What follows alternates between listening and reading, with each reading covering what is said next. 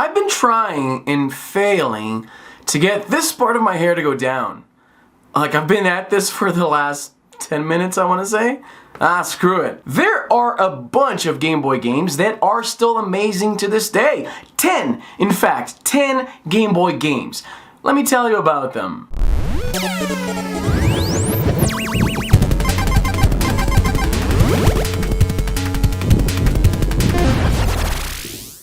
It's not the first time I mentioned this here on my channel, but the Game Boy was kind of crappy. Especially this original model, the DMG. An odd thing for someone who has 3 of them to say, but there you go. The Game Boy was bulky and heavy, the screen was pretty awful. In fact, the console had its detractors even among Nintendo brass themselves, who went on to refer to the DMG during its development as the Dame game, Dame being the Japanese word for hopeless or lame. And despite that, the Game Boy and its follow-ups like the Pocket and the Color were all massive successes, selling a combined total of over 115 million units. By far, way more than everything the competition was putting on shelves around the same time. Upon its release in the US, in fact, the entire initial run of 1 million Game Boys sold out within weeks, and that's thanks to the impressive lineup of games. In a move that Nintendo would pull again with future consoles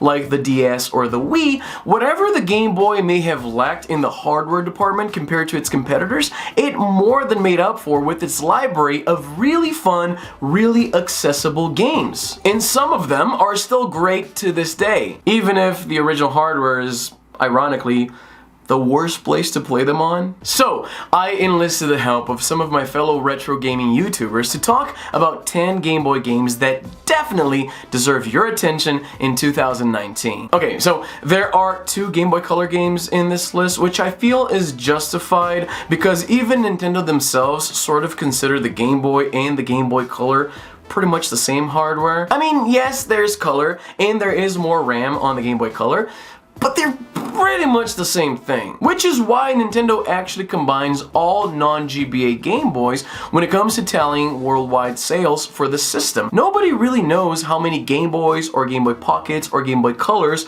actually sold. All we know is the combined number because, again, they kind of consider all 3 of them the same console. So let's get on with it. Here are 10 Game Boy games that you really ought to play. I guess I should start things off with Burger Time Deluxe. Burger Time is a 1982 arcade game developed by Data East that I was more familiar with through its MS-DOS port. In this game, the objective is to walk over burger ingredients, making them fall to the level below. Drop all of them to complete all the burgers and the level is over. Of course, there are a bunch of enemies following you around trying to kill you. Anthropomorphic ingredients like sausages and eggs with legs. You can drop burger ingredients on them to kill them, or drop the ingredients right as they're walking on them, which will make the ingredient fall multiple levels depending on how many enemies were standing on it when you dropped it. You have a couple of shots of salt that can be used to temporarily stun the enemies, but you can't really count on that. The trick of the game is figuring out the NPC's pathfinding, positioning yourself in places you know will cause them to go a certain direction and then run the other way. Whereas the original Burger Time only had 6 levels that endlessly looped, Burger Time Deluxe for the Game Boy actually had 24 levels, making it a much beefier, pun very much intended, release than the original title. Plus, you know, it was portable. Now, the art style in Burger Time Deluxe is more on the cutesy, cartoony side of things, and owing to my childhood memories of the DOS version, I wasn't a big fan of that at first. I would later find out that the NES version of Burger Time is probably what I would have preferred given the option, but now I'm glad I didn't know about it because the look of Burger Time Deluxe has grown on me now, and I really love it. The game saw a release on the eShop for the 3DS back in 2011 for $3, which makes it such an easy recommendation. One of my all-time favorite games on Game Boy is a game I usually never play on a Game Boy. I'll play it on the Super Game Boy because that was a piece of technology that gave certain features to unique Game Boy games. And one of those games was Donkey Kong from 1994. This game was amazing. Back when I was a kid, I was a big fan of the original Donkey Kong releases on the NES and in the arcades, and when I went to go play it on Game Boy, I wasn't expecting it to be as big as it was. You see, when you beat the original levels from Donkey Kong on the Game Boy version, the game just opens up and becomes a much larger experience. But not only that, there's a bunch of cool move sets, a whole bunch of new abilities, and with the use of the Super Game Boy, you get a little bit of additional features like some colorized sequences, and you also get some better sound effects as well. If you are a big fan of Donkey Kong, you've never played the original on Game Boy, you might just be assuming that, well, this is just Game Boy version of Donkey Kong, there's nothing special there. But you would be wrong. It is one of the most significant, important, and awesome games ever released on the Game Boy platform. Okay, so a funny thing about Donkey Kong for the Game Boy, when Shane sent me his bit, I watched it and I wasn't familiar with the Game Boy version of Donkey Kong, and I told him on Twitter that I would be looking for it because I actually wanted to play. I was never a huge fan of Donkey Kong, but if it's on the Game Boy, I want to play it. And I went to Brazil this past week for an event in São Paulo. I actually did a whole talk about retro gaming in the current industry and everything like that, and then we had a fan meetup, and somebody actually brought me Donkey Kong for the Game Boy as a gift, and like they couldn't have known I was making this video because I didn't tell anybody. And I told them right then and there that I have a video coming out, and there's this big collaboration I have with other retro gaming YouTubers, and one of them, Shane, had picked Donkey Kong for the Game Boy, and I told them that I want to pick it up because it looks like a fun game, and now I have it! One Game Boy game that I actually think surprisingly holds up is RoboCop. And the thing about RoboCop, it was released on a lot of different platforms. You might be thinking, well, maybe it's the same thing as the NES game, but it's similar, but it's not. For starters, the title screen starts off with this classic song that's way too deep and well made for anything you would expect a RoboCop Game Boy game to be. It's a song that has nothing to do with RoboCop that they just made for the Game Boy game, and you might recognize it also from Dilbert 3 or In Down Bad by Lil B. And then when you get into the actual game, it starts off simple enough, side-scrolling, you're shooting your gun, and it says you have 99 bullets even though they never go down. But very quickly, the gameplay gets really punishingly hard, but not so hard that it feels impossible. It's that kind of classic video game challenge where you get a little bit better each time and it rewards persistence. Except for, you know, when you have those little cutscenes like the hostage thing or the face matching thing where it completely changes up the gameplay and you screw it up and you're done and you gotta start all over, but that's a part of the game's charm, I think. They don't really make them like that anymore. Game Boy and Game Boy Color games kind of blur together. There were a lot of games that came out during the Game Boy Color's life cycle that worked just fine on both consoles. Among the exclusives, there wasn't really anything groundbreaking. Or so you'd think. The often forgotten, rarely taken seriously Metal Gear Solid for the Game Boy Color, or sometimes referred to as Ghost Babel, is probably my favorite Game Boy Color game. I have yet to find a game that makes better use of those graphics, even its design and UI. Just take a look at that title screen. You can put that up, right? Izzy, you can edit, right? This game plays like what I'd imagine the NES games should have played like. It's kind of like a reimagining or an alternate reality version of the PlayStation game. It even has boss fights and everything. The VR missions are really fun too if you just want some quick gameplay. I'm a big fan of stealth games, and mechanically, this breaks Metal Gear down into its core elements, just run, shoot, and melee. But for a Game Boy game, Metal Gear Solid is surprisingly complex. If you're a fan of the series or just a fan of stealth games in general, I highly recommend checking this one out. But whatever you do, don't pirate it, like Izzy probably wants you to because he's a thief.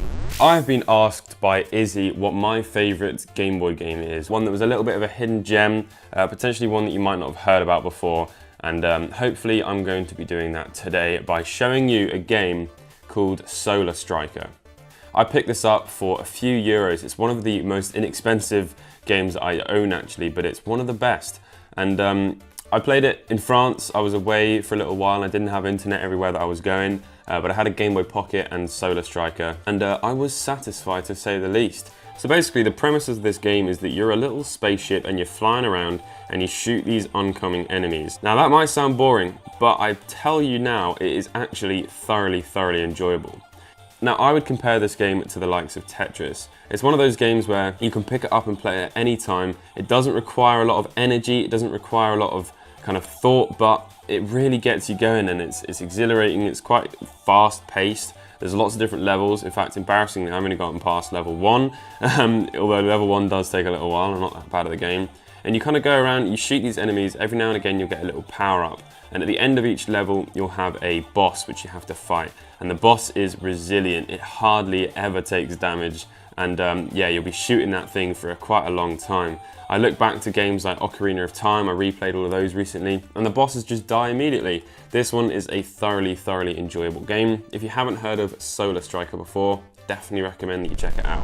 Hey, this is Derek from Stop Skeletons from Fighting, and I have to tell you about a little-known Japanese-only Konami Game Boy game, CaveNoir. This is a certified roguelike and RPG pioneer, and on top of that, it's really good, even by today's standards. Shocking for a title that came out in 1991. I don't think it's possible to understate how genuinely smart and fun this game is. Honestly, it's one of my most underrated games of all time. CaveNoir is a roguelike, so your stats and the dungeons reset with every run. What's amazing about CaveNoir is that it's still a deep roguelike experience without overcomplicating things. And it did it in 1991 and on the freaking Game Boy. In fact, you don't need to understand Japanese to play it, so don't let that scare you away. It's not overly complicated, but there's still so much going on in this game that it's difficult to explain quickly, but I'll do my best. Instead of a long campaign like in Dragon Quest or Final Fantasy, CaveNoir is structured into 4 dungeon types: a kill monsters dungeon, a collect money dungeon, a collect orbs dungeon, and a save fairies dungeon. The goal of the game is to beat all of the 10 difficulty levels for each dungeon type, which is where things start getting interesting. There's a ton of nuance on how to handle each dungeon, and you really see that in the inventory management. You only have 8 slots, and the way you handle your inventory hugely differs based on the goal of the dungeon. For example, in the collect orbs dungeon, orbs crowd your precious inventory, but in the kill monsters dungeon, you're gonna need to focus on items that help you in combat, like spells or attack buffs. On top of all this, the levels are basically randomly generated, so there's lots of content. The room setups get familiar, especially after a few runs, but no 2 runs are the same. The result is a deep and super challenging game that still feels fair. Death always either teaches a lesson to you or is your own fault for not playing smarter. This is a game so smart and so ahead of its time, every retro or RPG fan needs to have CaveNoir in their lives. Hey everyone, it's Colin from This Does Not Compute. This may seem like a lame answer, but I gotta go with Tetris as my favorite Game Boy game, and there's 2 reasons for that.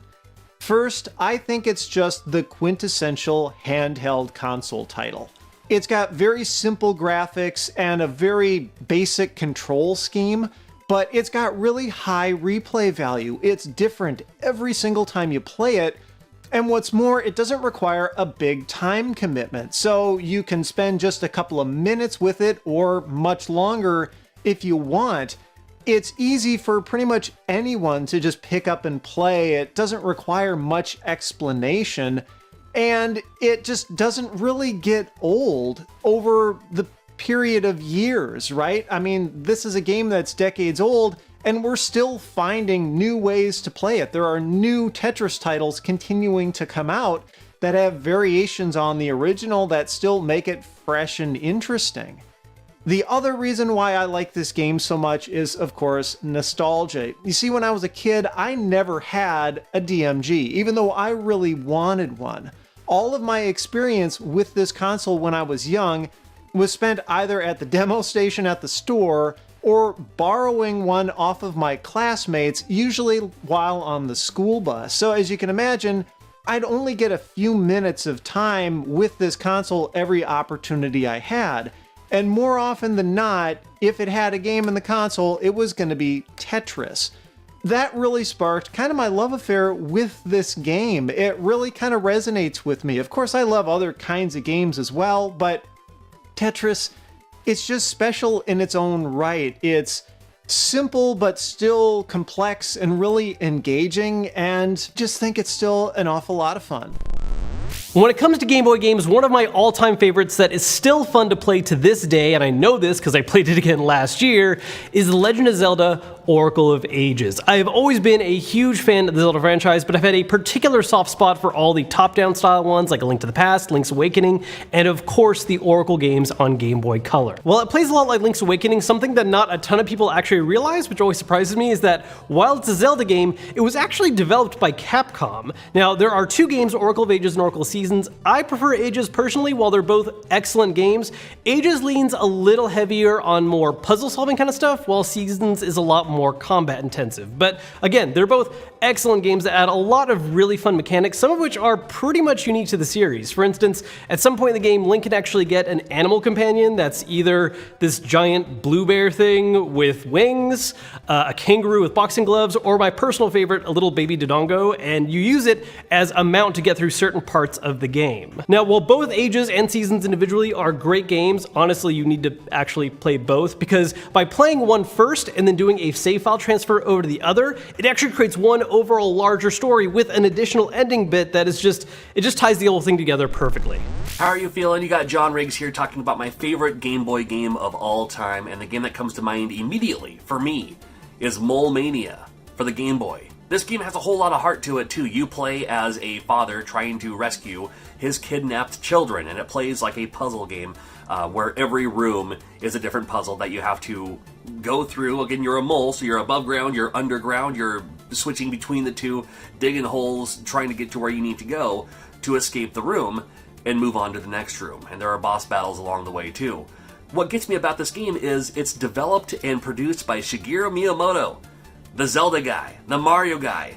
Why don't more people know about Mole Mania? It is a wonderful game. It has that heart that Shigeru Miyamoto is known for, and why have we never seen a sequel to it? My goodness gracious. So if you're collecting for Game Boy, my personal pick, you gotta check out Mole Mania for the Game Boy. Absolutely. And guys, I'll see you in the next video.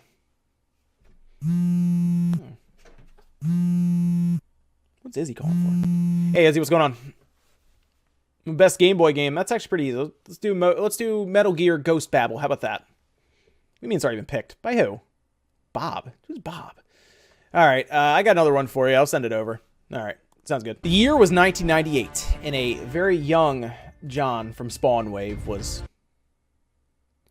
It's Pokemon trading card game. If you were like me, you probably fell into the craze that was the Pokemon trading card game in the late 90s. At this point, everyone, young and old, was swept with Pokemon fever, and the trading card game was red hot.